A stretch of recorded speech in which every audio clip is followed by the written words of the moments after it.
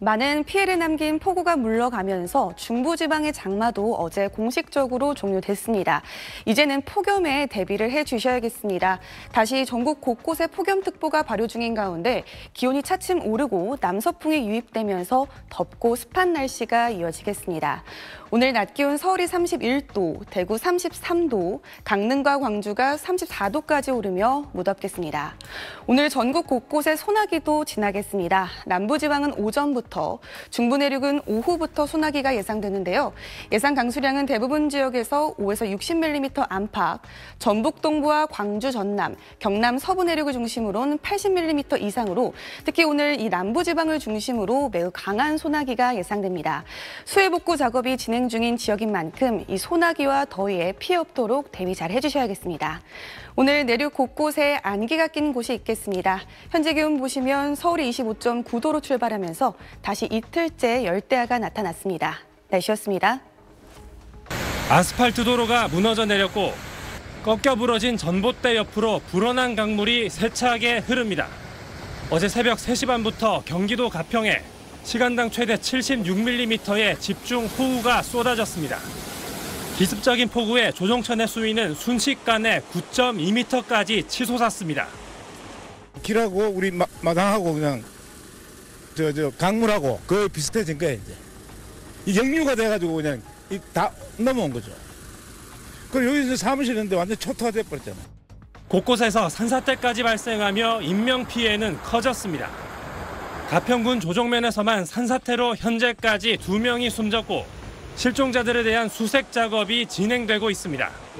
기록적인 폭우가 내린 경남 산청에선 산사태 수색 작업이 이어지며 사망자 숫자가 늘었습니다. 토사에 파묻힌 집에서 실종됐던 70대 부부가 숨진 채 발견되는 등 경남 산청 지역에서만 10명이 숨지고 4명이 실종된 걸로 집계됐습니다.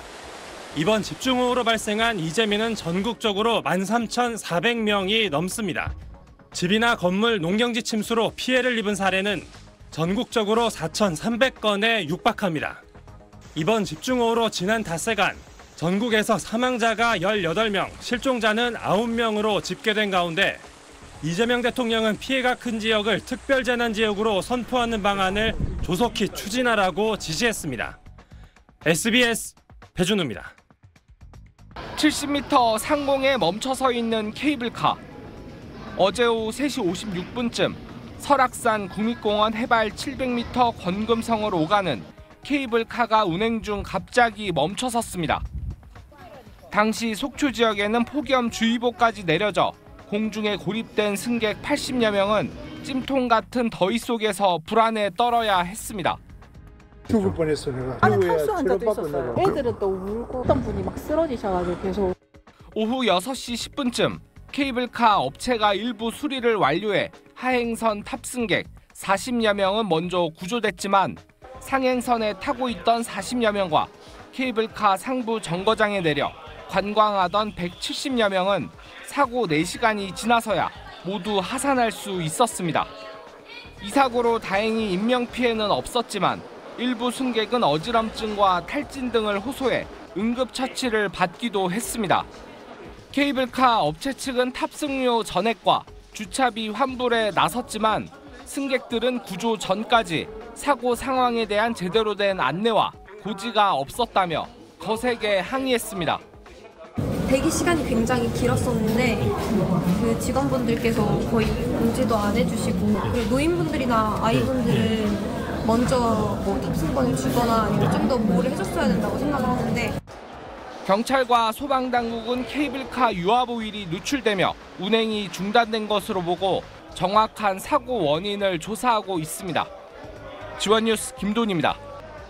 기록적인 폭우로 산에서 쏟아진 토사가 마을을 덮친 경남 산청군 부리마을. 한 걸음 내딛기도 어려울 만큼 마을 전체가 뻘밭으로 변했습니다. 온 마을이 형체를 알아보기 힘들 정도로 폐허가 됐습니다. 굴러떨어진 바위가 이렇게 도로 곳곳을 가로막고 있고 이렇게 늘어진 전선들이 널브러져 있습니다.